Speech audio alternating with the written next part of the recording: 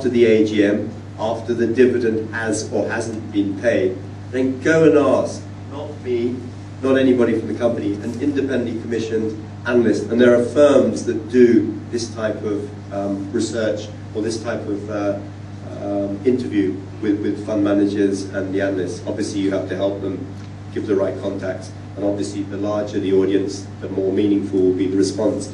And it is their job to actually undertake the interviews either face-to-face, which is quite rare, more likely by telephone, or even by email. They collate all the responses. We typically went to an audience of about 100. We typically got responses from probably 60 or so. Pretty good response rate, because we used to ask the shareholders, look, we do this for your purpose. Please, when you're approached, give them however much time they need. Give honest answers. It will be verbatim. It won't be disclosed, so it's confidential. It won't say Fidelity thinks IR at SGX is rubbish. So you don't know who is saying what. Sometimes you even get nice comments. Unfortunately, you don't know who's making the nice comment. But the point is, it's independent, it's done thoroughly, and it's done on a regular basis. You can't do it once and then stop it. We did it from 03 to the time that I left. Every year it developed, every year it evolved into something more meaningful. So by the time the new chairman came in, second chairman at SGX, he was receiving an annual perception study on whether things were working or not. I never saw the one on the ASX transaction, by the way, but that's by the by. But at least he was getting an independent view. You're right, every day I can give feedback. Every day my boss can give feedback on me. Every day my boss can go to the shareholders when he meets them, if he wants to, and ask, how's the IR team doing? Is John doing a good job? So you're right, for my personal KPI, key performance indicator, the feedback from key shareholders was very important, and that could be provided informally or even formally by somebody calling the key shareholders. We have a variety of KPIs. The main one for me as the head of IR was the share register analysis, the quality of the share register.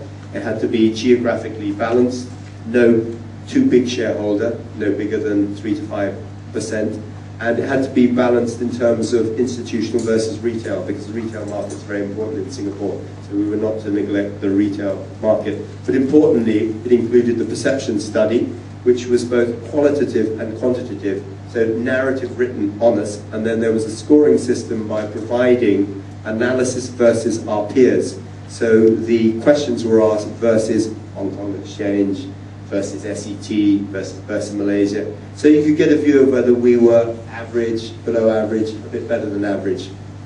And over time, it became quite sophisticated and it became quite meaningful. But it was done over time and it was done consistently.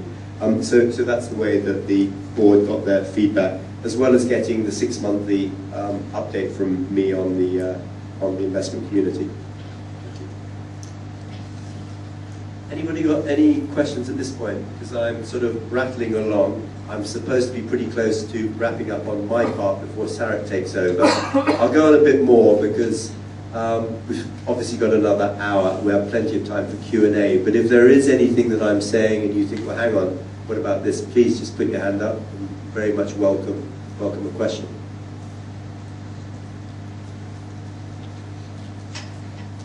By the way, in terms of IR teams, presumably you all have your own budgets.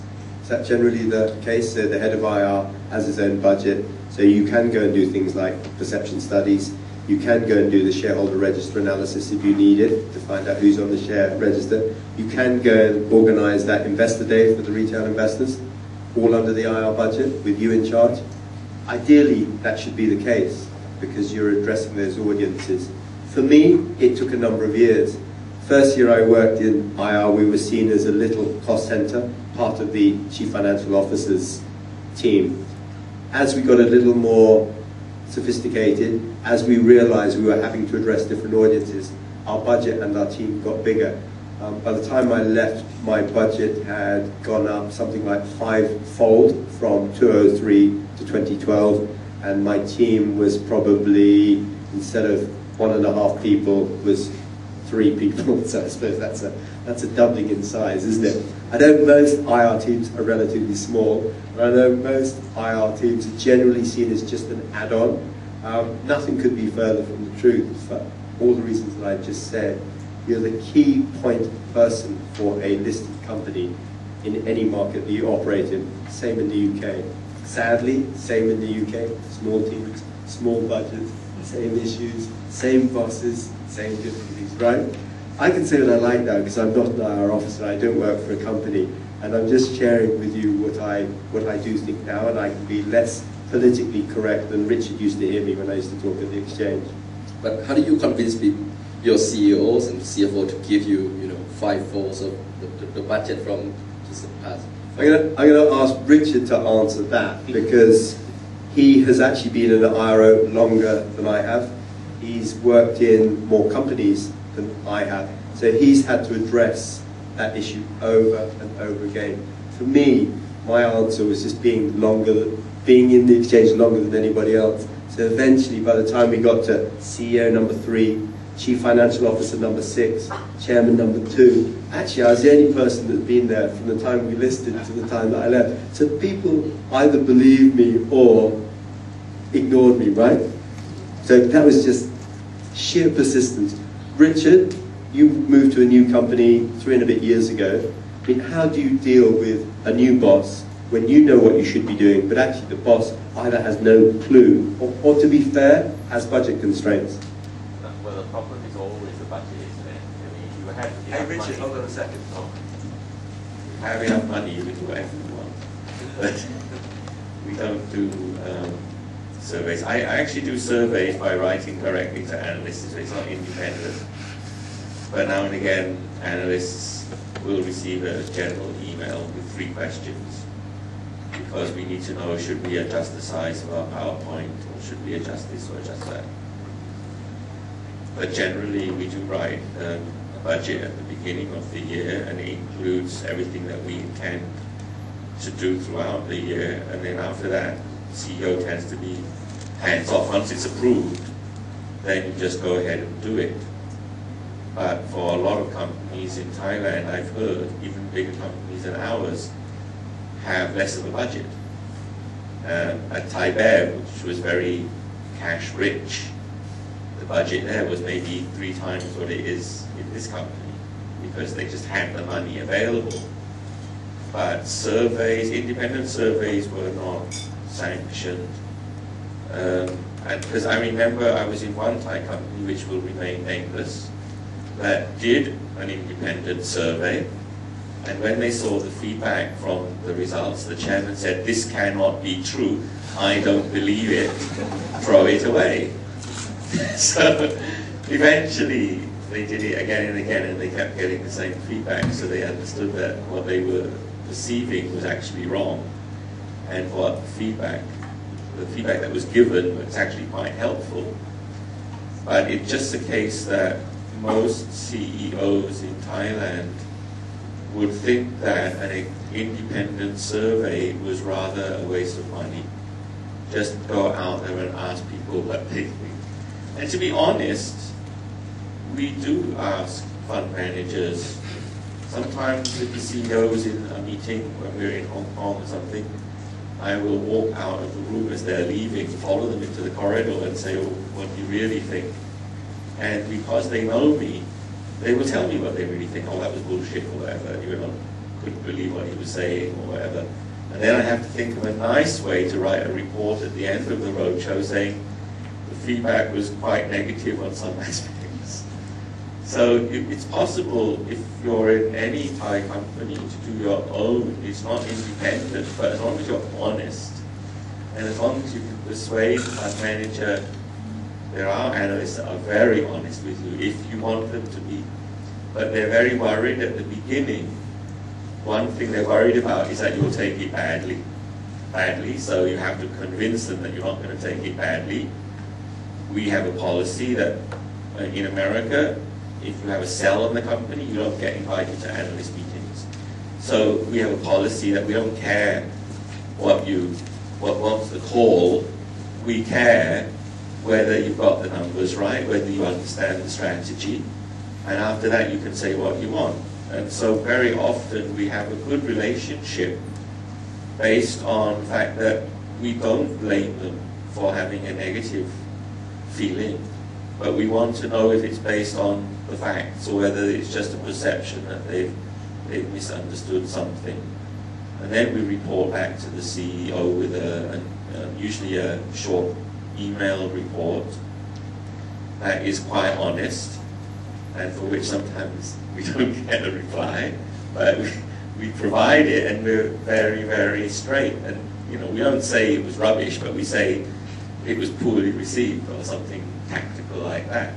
And so with the budget, you need to make a budget for everything that you need at the beginning of the year, plus a lot more, and wait for it to be cut.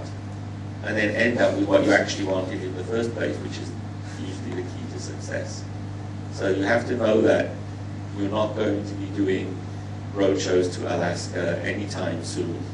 But ask for it when it's cut. Don't be surprised, you see. A lot of small companies in Thailand, I would say small market cap companies, do 0 foreign roadshows. And the problem is that they would never get a budget because they're a small market cap company in the first place. But for them, it's more important than for the CEO to do the roadshow, because they're the guy usually who everything depends on for a very small company. And it's much more important for the CEO to do IR in the smaller companies, I think, because they're much more aware of everything that goes on. But in a very big company like AIS or SCB or something large, it's maybe not possible for the CEO to know everything, and then you need to start thinking about, should I budget for line managers to go with me? Should I budget for the head of a niche section to go with me sometimes, rather than the CEO? And then just split the meeting conversation and just say, this is the general overview, and we have somebody here who's going to talk about our COGS section, and he's going to let you know what's going on in that area. So the budget should be requested, perhaps for slightly more than you require, because it's the same. In Thailand, it's always going to be the same. They're going to cut your budget. Nobody's disagreeing. They're going to cut your budget no matter what you ask for. So ask for more than you really need. That's the clue. So you're the worst type of employee to deal with, right? Yeah. He says, be truthful, then he asks for a bigger budget. No, if I can get it, I'll accept it. You see, you don't ask for something that you can't implement. If you can implement a roadshow to Alaska, that's fine. What I'm saying is that you ask for more than you really think is the bare minimum that you require. And in all honesty, you know, if you can get all of it, that's fine. But don't expect to get all of it, that's all. And make sure that what you end up with is what you really, really, really need to do in the first place. So honesty is simply saying, I would like to do all of this. But if you ask me, do you need to do all that, then maybe it's a different answer. The advantage Richard has is he's very experienced, he's very credible. He mentioned a couple of really key points. He clearly manages his relationships very well. And talking about the feedback that he gets, it's true. You can go to brokers, you can go to fund managers who you've been working with for years and years and say, look, are we coming across well? Did you understand? And they'll tell you. So he's absolutely right. It's then a question of how you then feed that back internally, which I think can be a bit of a challenge. You also mentioned policy. I don't know how many of you in companies actually have an IR policy. So the IR team is actually charged with having like standard operating procedures. We did at SGX. I walk out the door when I did walk out the door, but left behind was a very clear modus operandi, a very clear document on who should be in IR, qualifications, how they're supposed to behave, what's expected of them when it comes to disclosure, how they're supposed to actually disclose, what could go wrong, what happens if you do accidentally send out the financial results before your briefing, we've done that. What happens if your website is completely out of date and not in line with the latest media release, we've done that too. So there was a document for my, what's the person that comes after you? successor, right? Thank you. There's a document for my successor to literally, frankly, follow. I mean, how well he or she follows it is clearly up to him and the new CFO. But at least IR was established. There was a modus operandi, a structure in place. There was a very clear reporting line. There was a discrete budget. There were elements of the IR calendar on an annual basis that were expected, including what we required for where we were in terms of our development. And Richard's right. If you're a small company starting out, it's different. Think of KPIs. You can't have the same KPIs as a developed company. When we first started IR at the exchange, it was number of investor meetings we had. It had to increase, including targeting bigger shareholders who invested in Hong Kong Exchange but not Singapore Exchange. It included number of analysts covering Singapore Exchange. When we first started, there were 5. When I left, there were 25. By the time I left, it included the calls they were making, buy, hold, or sell. Not that we were upset if they had a different call. That's their problem, right? That's an external factor. That's not my business. My business is to make sure they understand what we're trying to get across and be clear and consistent. They decide, actually, it's time to sell SGX, so be it. More of a challenge for me next time, and often we just go on the road with them and let them be convinced by us that we knew what we were doing. So all types of KPIs that are more relevant depending on where you are in your evolution as IR. By the time I left, the most sophisticated KPI we had was we were expected to get the IR earnings forecasts within 20% of the median. So if you lined up the 25 forecasts of our analysts, there's a median, isn't there? Remind me what the median is. It's basically the midpoint, isn't it? Exactly. So if you lined up the 25 earnings forecasts going forward, so today would be the 2013 earnings forecast, we as a team were expected to communicate, cajole, pressurize, do what we had to do to ensure no outliers. You know what outliers are. You get some ridiculous analyst that says you're going to break all world records. We had a lot of those. And then you get the horrible people who never believe a word you say. In fact, one of my best friends never believed a word I said. So he was always an outlier. He was always coming in well below the forecast. He loved doing that. And it's so embarrassing because we're actually very good friends from a long time back. But he could never believe what I said.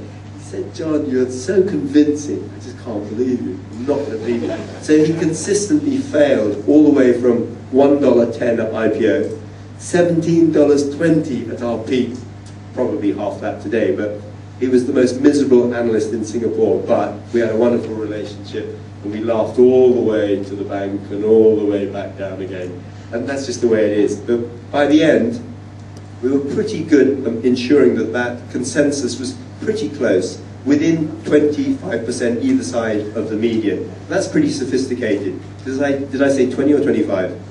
Yeah, roughly, right? So as long as management saw that we were working hard to get rid of the outliers, which they found very annoying, then they were happy. And that was actually one of our KPIs, so pretty sophisticated. But thanks for sharing that, Richard. I'm just going to rattle on, been through all this. I hope these are useful slides. I mean, this is what we use in London when we're addressing IROs generally.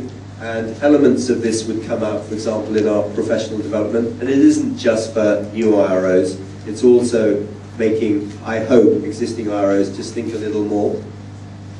Even Richard. I mean, it's got a report to the board there. I've spoken about that. We know that. I think you all know this as well. The interesting thing is about how to do shareholder register analysis.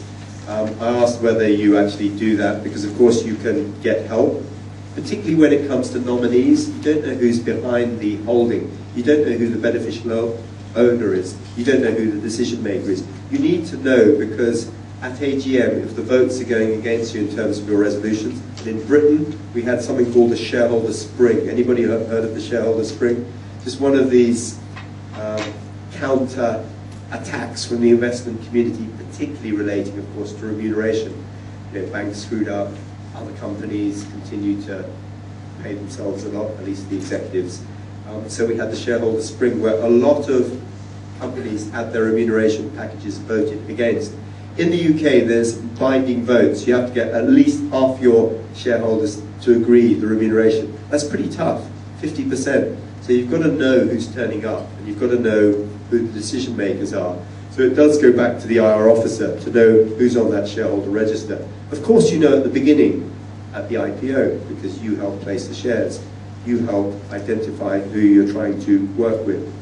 There's a very famous quote from Warren Buffett, which goes that the purpose of IR is to attract the shareholders you never want to lose. Actually, if you get it right at IPO when you first go public, and you can then keep on top of it, of course it's easy. But you know what happens, everybody gets excited leading into the IPO, particularly the bankers, because they're going to get big fees. And then once you've got the money, the capital from the investors, you tend to, not you, not IR, but your bosses, tend to think, so what, we've got the money now. And then the IR activity drops off until you need them again. Then you go and bid for the Australian securities market, and you desperately need IR, and you desperately need those shareholders again. If you don't know who they are, you don't know who you're talking to. We had a bit of a misfire, I think, in many ways, because management thought they were talking to somebody, we thought we were talking to somebody else, and neither of the two quite gelled, so we didn't quite get where we wanted to. But it's important to remember that.